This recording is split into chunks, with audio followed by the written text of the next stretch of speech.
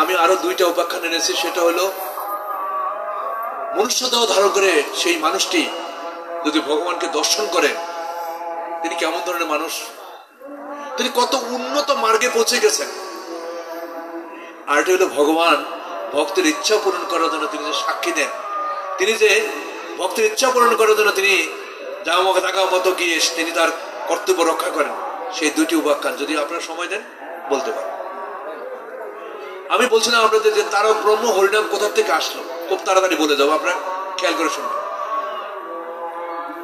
গোলকের প্রেম ধন হরিনাম সংকীর্তন কেবায় আনিল রে।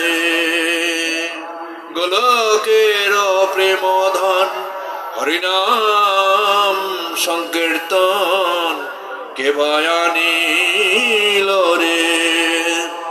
যদি গোর না হতো তবে কেমনে হতো, কেমনে ধরিতাম দে,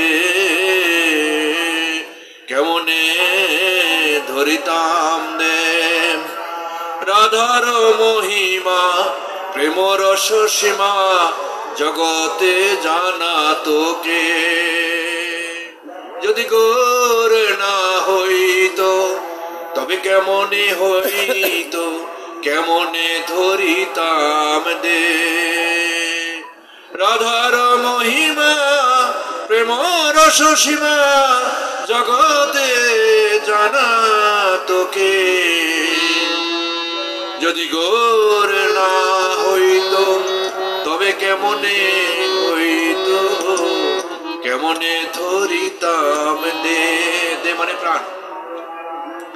নিমাই পণ্ডিত ভগবান চৈতন্য মহাপ্রভু, আমরা কি সবাই তাকে ভগবান বলে মানি? তো কি বলেন আপনারা?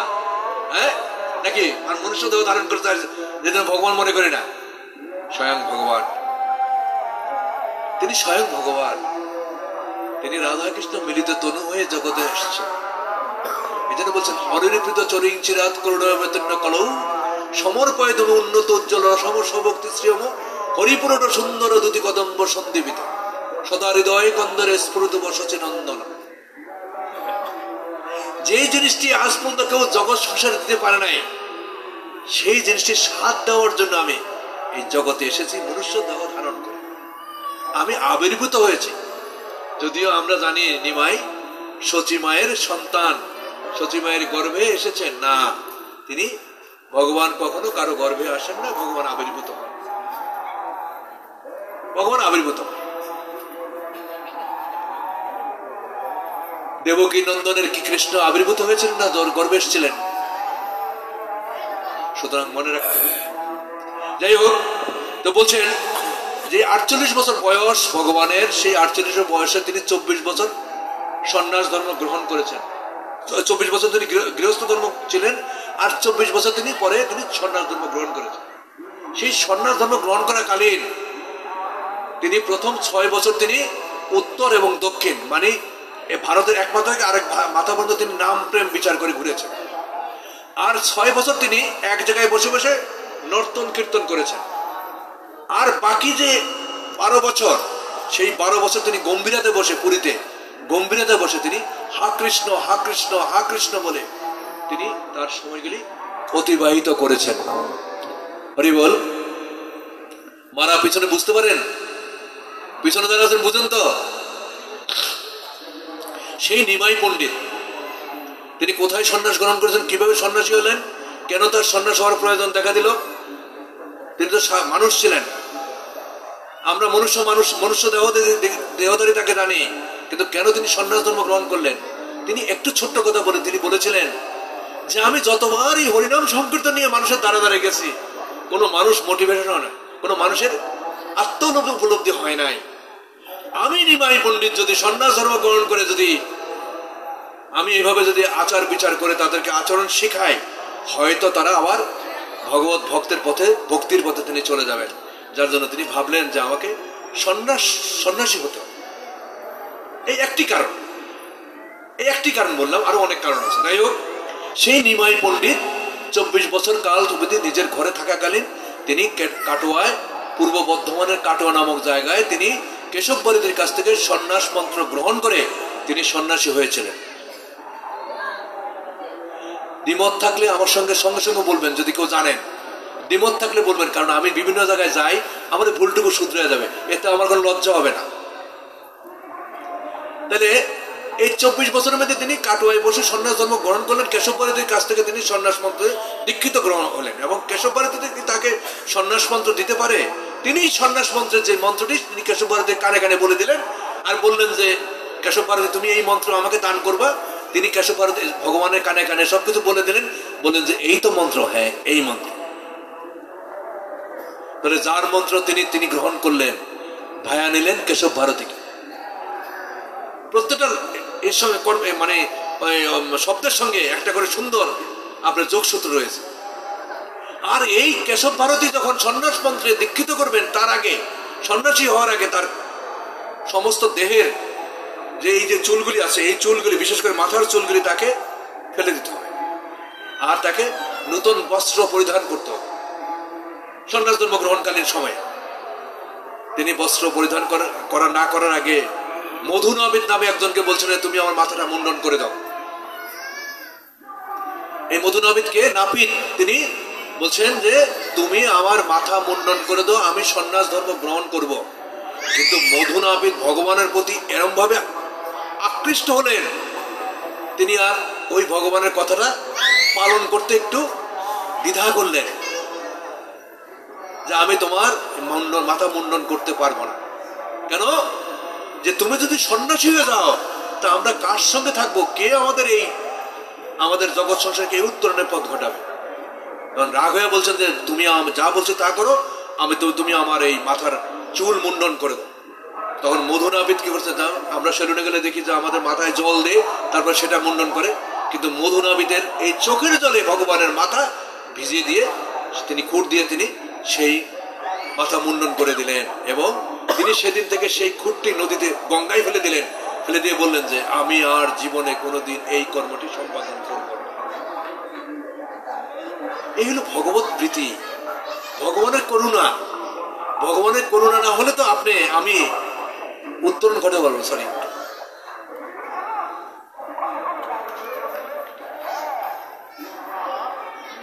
সরি আমি মাপ চাই না। তাহলে সেই নিমাই পণ্ডিত সন্ন্যাস ধর্ম গ্রহণ করছেন, তার পূর্বে তিনি এসেছেন এই পূর্ববঙ্গে। আমরা কি জানি নিমাই পণ্ডিতের বাড়ি পৈতৃক ভিটা কোথায়? আমরা কে জানি? সিলেটের ঢাকা দক্ষিণ, গোলাপগঞ্জ উপজেলা ঢাকা দক্ষিণে ভগবানের এই মহাপ্রভুর যত আদি পুরুষ অ্যানসেস্টর যারা তো পূর্বপুরুষরা, তাদের অবস্থান ওখানে ছিল। এবং এই মহাপ্রভু তার মায়ের গর্ভে যখন 3 মাস অব্দি সময় ছিলেন, তখন তিনি এই গোলাপগঞ্জের এই ঢাকা দক্ষিণ থেকে তিনি নবদ্বীপে যান। এই বঙ্গ কত উৎকৃষ্ট, এই বঙ্গে কত, এবং আমার স্বয়ং ভগবান এখানে তার মাতৃগর্ভে এসেছেন, স্বয়ং ভগবান এখানে মাতৃগর্ভে এসেছেন। সুতরাং এই বঙ্গ অনেক উৎকৃষ্ট। এই বঙ্গে কত প্রসিদ্ধ ভগবানের পার্শ্বদের অবস্থান আপনারা জানবেন।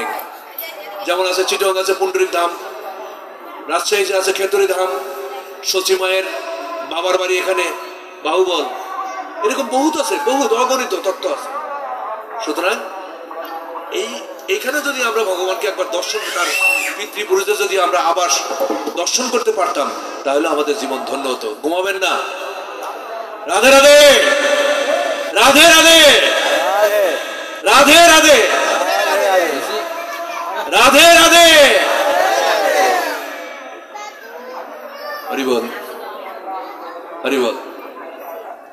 সেই নিমাই পণ্ডিত এসেছিলেন একবার আমাদের পূর্ববঙ্গে, তার দিদিমার কথা রক্ষা করার কল্পে। দিদিমা হইল কে? শোভা দেবী। উপেন্দ্র মিশ্র আর শোভা দেবী দুজন হলো স্বামী স্ত্রী। তাদের 7 সন্তান। তাদের 7 সন্তান। জগন্নাথ মিশ্র হলো 5ম সন্তান। তাহলে এই 5ম সন্তান আপনার, তার দিদিমা বলছিল তার বৌমাকে, বৌমা তোমার গর্ভে তো সন্তান এসেছে, আমি জানি সন্তান এসেছে, তুমি যদি কোনো সময় পারো তাকে একবার আমাকে একটু দেখায় নেয়া, আমি যেন তাকে একটু দেখতে পারি। যার ফলে সেই ইচ্ছা, কারণ সন্ন্যাসী হওয়ার পূর্বে তিনি এসেছিলেন, সন্ন্যাস ধর্ম গ্রহণ করার পূর্বে তিনি এই পূর্ববঙ্গে এসেছিলেন। সন্ন্যাসী হয়ে আর আসতে পারে না, কারণ নিজ গৃহে যাওয়া যায় না। সন্ন্যাসীরা কখনো ব্যাগধারী অথবা সন্ন্যাসীরা কখনো নিজের গৃহের কাছে থাকতে পারেন না, কারণ তার মোহ জন্মে, যার জন্য থাকবেন না। যাই হোক, তখন ঠাকুরমার সাথে দেখা করার জন্য আসছে। তিনি লক্ষ্মীকে বললেন, তার স্ত্রী হলো লক্ষ্মী দেবী, বল্লভাচার্যের কন্যা লক্ষ্মী দেবীকে তিনি বিবাহ করেছেন, এটা হলো প্রথম বিবাহ। সে লক্ষ্মী দেবীকে বললেন যে তুমি মাকে দেখো, আর মাকে বললেন, দেখেন কিভাবে ব্যালেন্স করে, মাকে বললেন মা লক্ষ্মী দেবী দেখো। শাশুড়ি মায়ের প্রতি তিনি কিভাবে আচরণ করেছেন জগৎকে দেখিয়ে গেলেন।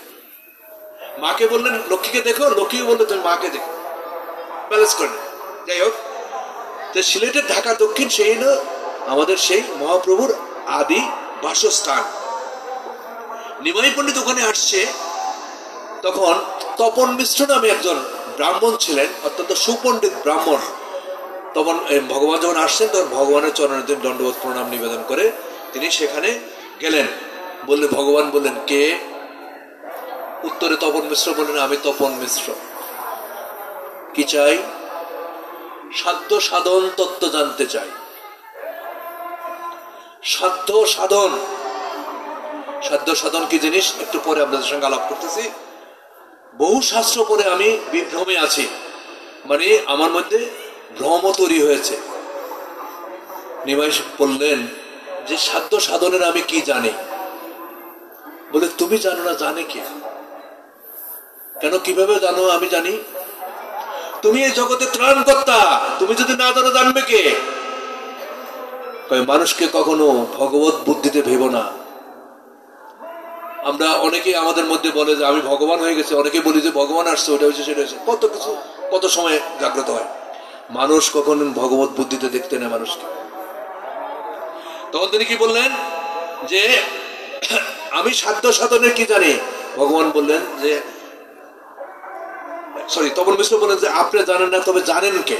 গত রাত্রে আমি স্বপ্নে দেখেছি, এক ব্রাহ্মণ এসে আমাকে বলতেছে তপন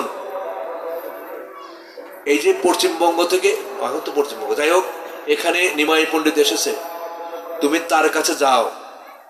বলছে কি আমি স্বপ্নে দর্শন করেছি। তিনি বলতেছেন যে তপন তুমি ওই সাধ্য সাধন তত্ত্ব যদি জানতে চাও, তাহলে ওই মহাপ্রভু এসেছে, নিমাই আসছে, নিমাইয়ের কাছে যাও। নিমাইয়ের কাছে গেলে তুমি এই সাধ্য সাধন তত্ত্ব তুমি জানতে পারবে, সাধ্য সাধন তত্ত্ব তুমি জানতে পারবে, তার কাছে জেনে নাও ওই রহস্য। কি বললেন? আবার সাবধান করে বলে দিলেন। কি বলে দিলেন? শুনো শুনো হে দ্বিজ পরম সুধীর, চিন্তা না করিও আর মন করো স্থির। নিমাই পণ্ডিত পাশ করহ গমন, তিহু করিবেন তোমার সাধ্য সাধন।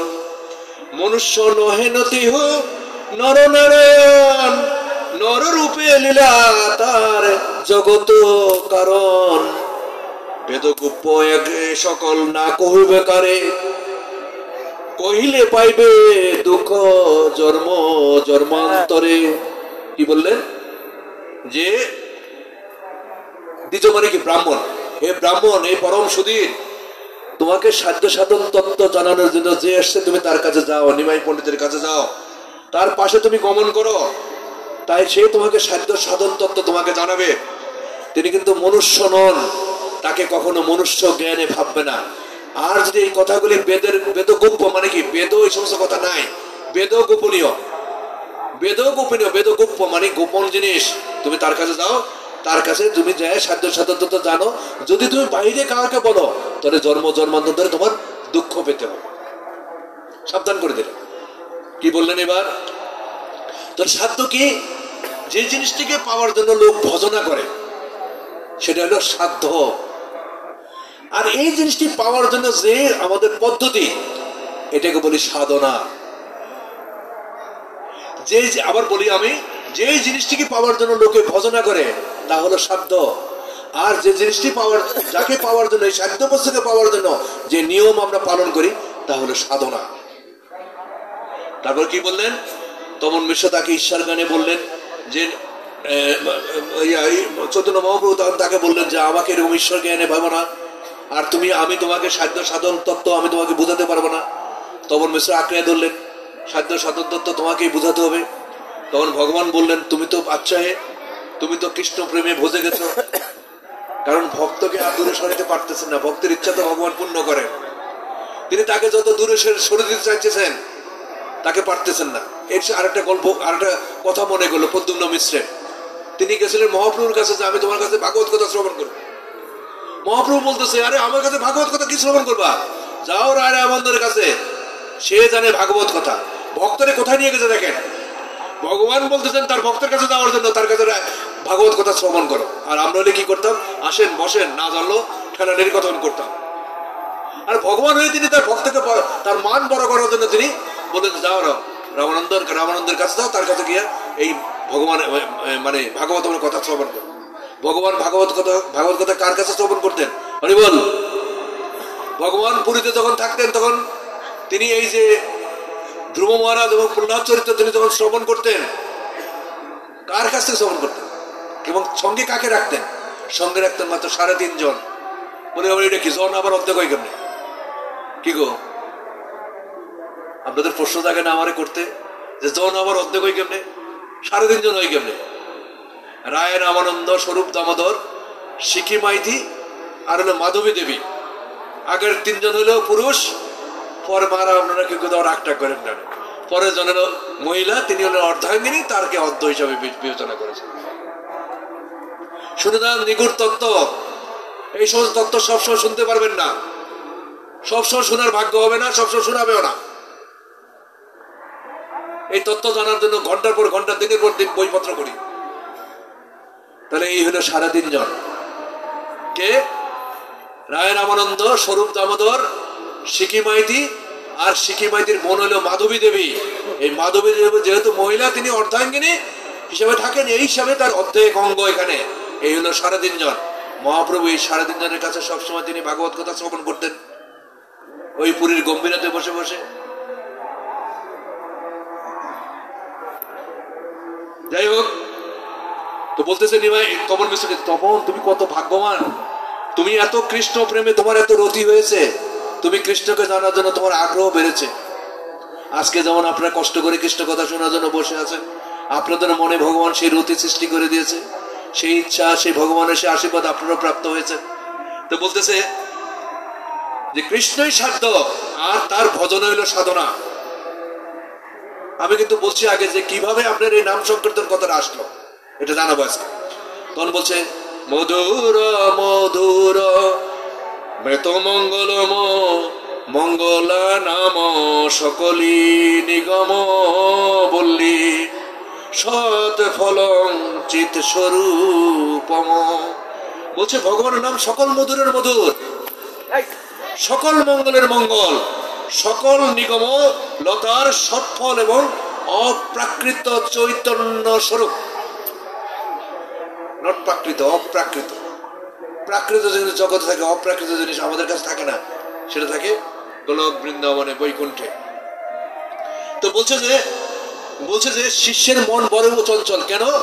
বলছে এমন কতগুলি মন্ত্রের কথা বললে, তখন তপন মিশ্র বলে, এত সব মন্ত্র আমি পারবো না, বুঝবো না, আমাকে তুমি সোজা ভাষায় বলে দাও, কি করলে আমি এখান থেকে উত্তরণ করতে পারি। তখন বলছে যে গুরু শিষ্যকে বললো, গুরুকে চৈতন্য মহাপ্রভু, শিষ্যকে তপন মিশ্র।